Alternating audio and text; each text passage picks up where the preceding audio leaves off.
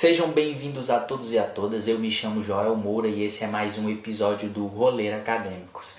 Neste 7º episódio nós vamos dar continuidade à segunda parte do artigo Firmar a posição como professor, afirmar a profissão docente, do Antônio Nova. Eu sei que faz um tempo já que eu não publico o episódio, mas é isso, como eu falei na apresentação e perspectivas para o podcast.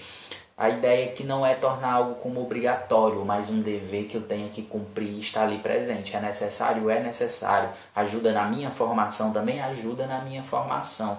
Mas enquanto mestrando na vida acadêmica, acaba que essa correria me toma um tempo, Então eu tenho que ir escolhendo ali o que eu preciso fazer e o que eu tenho que fazer, E o podcast acaba que ficando de lado, mas não vai deixar de ser feito, sempre vai ser feito, por mais que atrase uma semana ou 2 semanas, sempre vai ter um episódio novo, Então, dando continuidade a esse artigo do Antônio Nova, a gente vai dar continuidade, o link do artigo está aqui, quem não leu pode ler, E essa é a segunda parte do artigo. O artigo é bem grande, como eu já disse anteriormente, e ele foi dividido em 2 partes, como o próprio autor divide ele em 2 partes.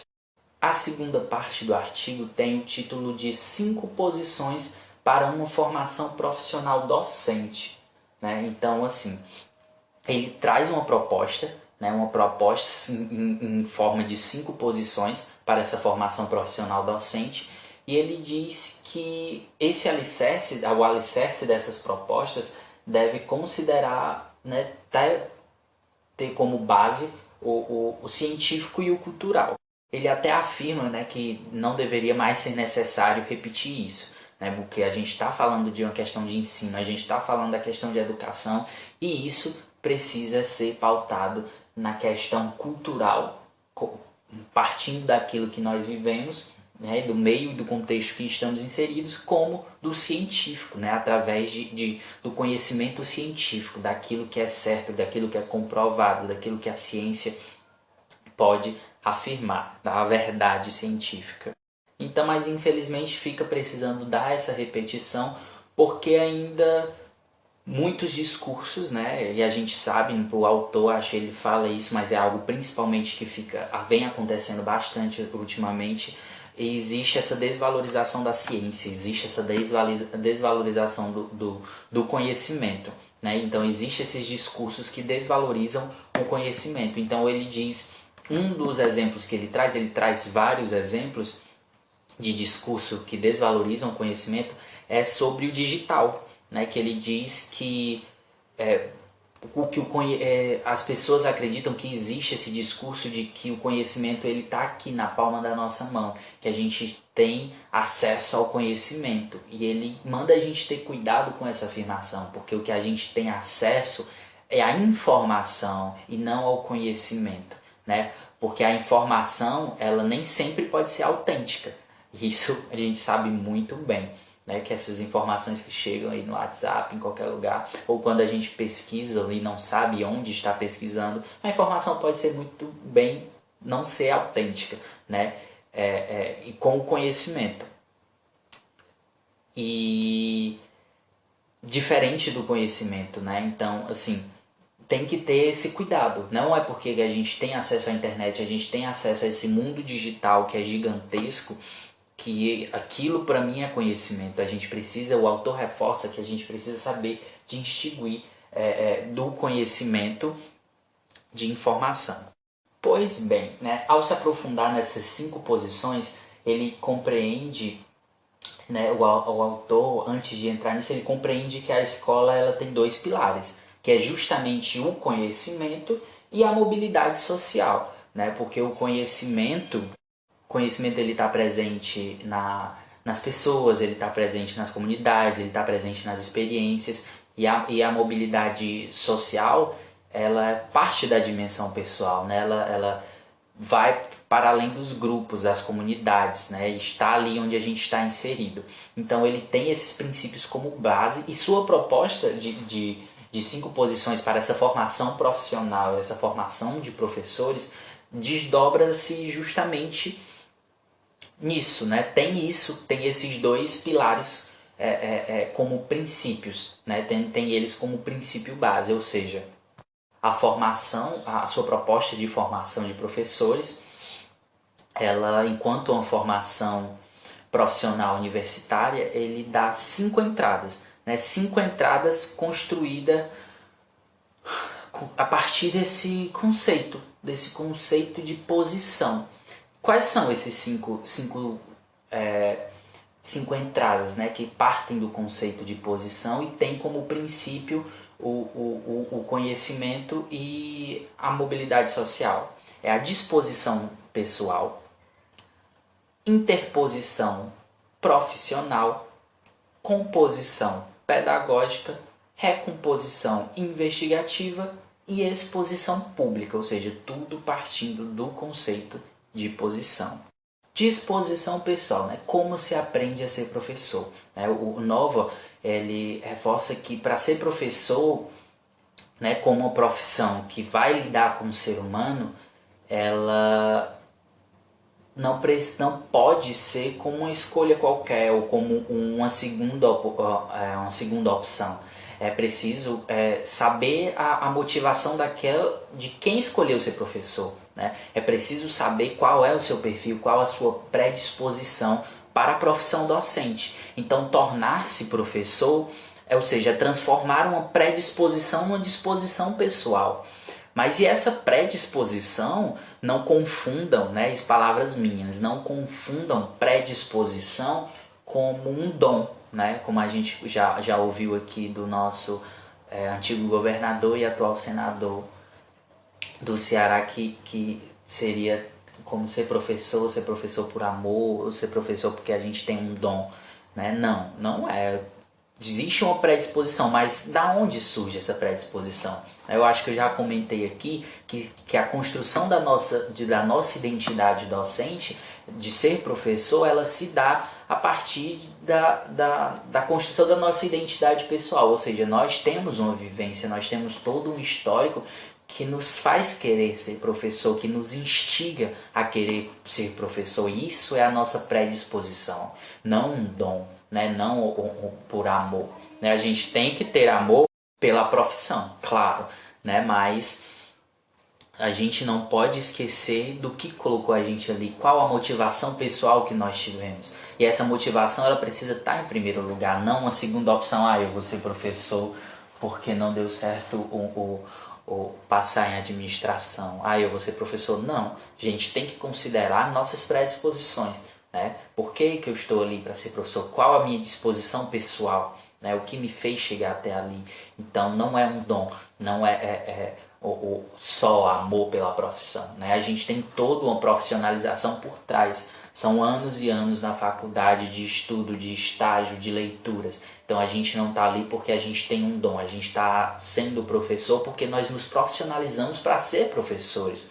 Então é necessário reconhecer isso, né? É necessário que nós, professores de outros professores, formadores de outros formadores, pensemos nessa predisposição, né? Transformemos nossa predisposição em uma disposição pessoal para exercer a profissão. Então, assim, o autor, voltando às palavras do autor, aprender a ser professor, ele diz que exige um trabalho metódico, sistemático, e que ele aprofunda em 3 dimensões centrais. A primeira dimensão seria o desenvolvimento de uma vida cultural e científica própria. A segunda dimensão é a dimensão ética, né? A construção do nosso ethos profissional. E a terceira dimensão é a compreensão de que um professor tem que se preparar para agir num ambiente de incertezas, né? De imprevisibilidade. Então, cada uma dessas 3 dimensões ele aprofunda dentro de seu artigo, né? Claro que eu não vou aqui destrinchar exatamente o que é, mas como o objetivo do podcast já é apresentar essa leitura para vocês, então fica aí a necessidade de ler essa produção maravilhosa do Novo. A segunda proposta de formação, que é a interposição profissional, né, ele dá um subtítulo de como aprender a sentir como professor. Nessa proposta de formação, Novo ele ressalta que não é possível formar médicos sem a presença de outros médicos e sem as vivências nas instituições de saúde. Do mesmo jeito, não é possível formar professores. Não é possível formar professores sem a presença de outros professores e sem a presença e sua vivência nas escolas.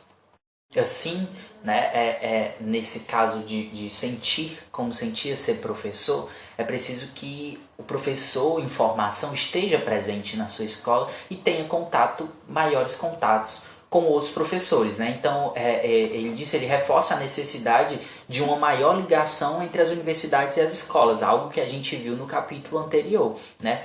E também mais falta, por vezes, um terceiro vértice que ele diz que mesmo nas escolas e mesmo com o contato com os outros professores, há professores na escola que não reconhecem seu papel e não reconhecem a sua função de formação, ou seja, não reconhecem a sua função social ali dentro daquela escola. Então, assim, mesmo eles estando presentes na vivência daqueles professores em formação, né, acabam que por estar ausentes. E isso impede uma ligação profissional, né, entre as pessoas que estão nas licenciaturas, entre aqueles que estão se formando professores, ou até mesmo professores iniciantes, eu arrisco a dizer isso, entre esses profissionais que estão na escola, porque eles estão ausentes do seu papel, eles não se reconhecem, não reconhecem a sua função como professores ali, dentro daquele contexto. E é por isso que ele reforça que é importante construir um ambiente de formação com a presença da universidade, com a presença das escolas e com a presença dos professores, né? E criar esse vínculo, esse cruzamento entre essas três, esse tripé, nos quais ou sem os quais ninguém se tornará professor. Por quê? Porque para ser professor eu preciso da universidade, meu centro de formação, meu espaço de formação profissional e científica. Eu preciso da escola como aquele lugar em que eu vou exercer a minha função formadora, onde eu vou exercer minha profissão docente, né? Onde eu vou mostrar a minha função social. E eu preciso de outros professores com as suas experiências, para que ali haja uma troca, né? E esse tripé e esse cruzamento se formem realmente professores. Já na sua terceira proposta, composição pedagógica, né? Como aprender a agir como professores. E assim, ele começa dizendo que não há professores iguais, não há dois professores iguais. Então é preciso que cada um encontre uma maneira própria de ser professor, né? E tem a sua composição pedagógica, que é o título dessa proposta. Então, assim, algo que eu já disse bastante, e ele reforça, né, que esse processo ele se faz quando se valoriza o conhecimento profissional docente e se faz com os outros, né? A partir da valorização do conhecimento profissional, daquele conhecimento científico que é construído com os professores e com os outros professores, ou seja, eu preciso do outro para me tornar professor, né? E como eu aprendo a agir como professor, eu preciso do outro, porque é como tem não sei se é o Vygotsky, né? Que nós nos tornamos... Ai, gente, esqueci. É isso mesmo, nós nos tornamos nós mesmos através dos outros, né? Nós, enquanto estamos na nossa construção da nossa identidade, na construção dos nossos esquemas, no nosso desenvolvimento social, psíquico, né? Nós nos influenciamos pelos outros, nós nos tornamos nós mesmos através dos outros. E isso não é diferente enquanto nós estamos no nosso desenvolvimento profissional, né? Ser professor, eu preciso de aprender com outro professor, então esse processo de como agir como professor, eu aprendo também com os outros, eu aprendo e junto com a valorização do conhecimento profissional, desse conhecimento que é construído cientificamente, não na base do achismo. Já na sua quarta proposta, que ele chama de recomposição investigativa, né, como aprender a conhecer como professor, né, como aprender a conhecer como professor. Nova diz que a formação do professor, de professores em si, ela deve criar condições para uma renovação, uma recomposição do trabalho pedagógico, né? Tanto nos planos individuais ou coletivos, ou seja, é necessário que o professor realize estudos, análises do trabalho docente, mas não, e ele ainda diz que não os trabalhos feitos fora da profissão, né? É necessário aqueles trabalhos que é feito em cima da reflexão profissional própria, né? Feita da análise do trabalho, né? Realizada em colaboração com os outros colegas da escola. Sendo assim, ele diz que esse é o ponto central da formação de professores, né? Porque é uma forma de construir uma renovação e recompor, de recomposição da prática pedagógica, porque a evolução dos professores ela depende do esforço da pesquisa. Então deve ser um centro, né, de formação continuada. E tanto que ele diz que é assim que aprendemos a conhecer como professores, ou seja, através da pesquisa, da ciência, da colaboração mútua com os outros professores e da construção do conhecimento científico através da prática e da reflexão profissional. E em sua última proposta, exposição pública. Como aprender a intervir como professor. Então ele diz que nós vivemos em um tempo de incerteza, de grandes incertezas e de mudanças profundas na educação. Então ele diz que os sinais para o futuro da escola eles são bem claros. A escola, como ela é organizada atual, desde a década desde o século XIX, e que a gente discutiu no episódio passado, ela tem seus dias contados. Por outro lado, surgem iniciativas que abrem novas possibilidades, né? Que seriam umas tendências de abertura da escola, o espaço público da educação, né? A configuração do espaço que implica uma participação maior da sociedade nas questões educativas, famílias, associações, movimentos sociais, né? E eu não acho que esteja tão, vamos dizer assim, perto. Claro que a gente já percebe grandes mudanças, né? Eu posso dizer de experiências próprias, de eu como aluno e eu como professor. Um dia desse eu fui aluno. Um dia desse eu estava na sala de aula como aluno da educação básica. E hoje eu estou aqui como professor da educação básica. Eu consigo perceber a diferença? Consigo. Eu acho que está tão perto de ter essa maior participação da família, dos movimentos sociais, das associações? Não tanto. A gente percebe intervenções da família, não participações, intervenções. A gente percebe intervenções da família, mas não participação, né? A gente vê a associação, né? Associações dos bairros, associações de moradores, a gente vê os movimentos sociais, né? Tem essa participação? Tem, mas ultimamente, pela onda neofascista que paira aqui por cima, eu percebo mais intervenção do que participação, mas enfim. Então, sobre isso é preciso que o professor ele busque o interesse comum, né? Pensando nessa realidade partilhada onde vai ter um pouco de participação de todos, né? E algo que vai ser deliberado conjuntamente. Então seria esse o papel do professor nesse momento, eu pensar em conquistar ou pensar nesses interesses em comum, buscar interesses em comum, seria como mediador. Sim, pode ser, também como não pode ser, né? Mas a gente precisa chegar até lá para ter certeza sobre isso. Então assim, né, finalizando esse artigo muito bom e necessário para a formação de professores, deixo as palavras do autor que é necessário, quando pensar na formação de professores, né, pensar nela como uma construção do momento para a construção da minha profissionalidade, né, da profissionalização docente. Né, eu não estou ali só para me preparar para ser professor, né, como científico ou técnico, mas também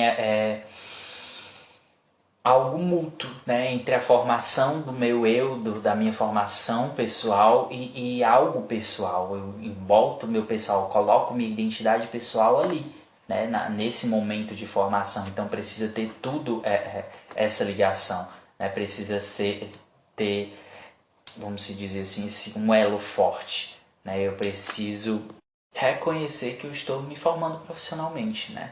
Então a formação ela depende da profissão, dos professores, ela depende dos outros, ela depende da construção do conhecimento científico.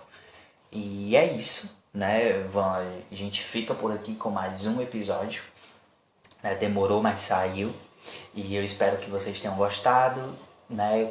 Curte, salva no Spotify, no Instagram, tem YouTube, né?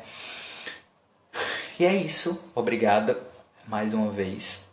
E o link do artigo está aqui na descrição. Então é isso. O próximo episódio eu já tenho também a leitura selecionada, que é a importância do ato de ler, né? Então, de mais uma vez trazendo Freire aqui, mas eu acho uma discussão necessária, né? Porque a importância do ato de ler não só para nós, né, mas também como para a educação fundamental, né, porque que eu estou discutindo leituras, mas será que está tendo leituras? Né? Então é preciso trazer a importância do ato de ler, porque eu não posso simplesmente só ouvir, né? Eu estou aqui ouvindo para ajudar você que está ouvindo, tá aí ajudando na sua formação, né? É um complemento para a sua formação, é um complemento para o seu processo de formação profissional na universidade, em decorrência principalmente da pandemia, do trabalho, e que você às vezes não consegue dar conta da leitura. Então aqui é um complemento e não substitui a leitura. Então eu resolvi trazer a importância do ato de ler para ficar aí essa reflexão, que também é importante a gente dar esse foco à leitura, né, na nossa formação. E é isso, obrigado por terem ouvido até aqui e até a próxima.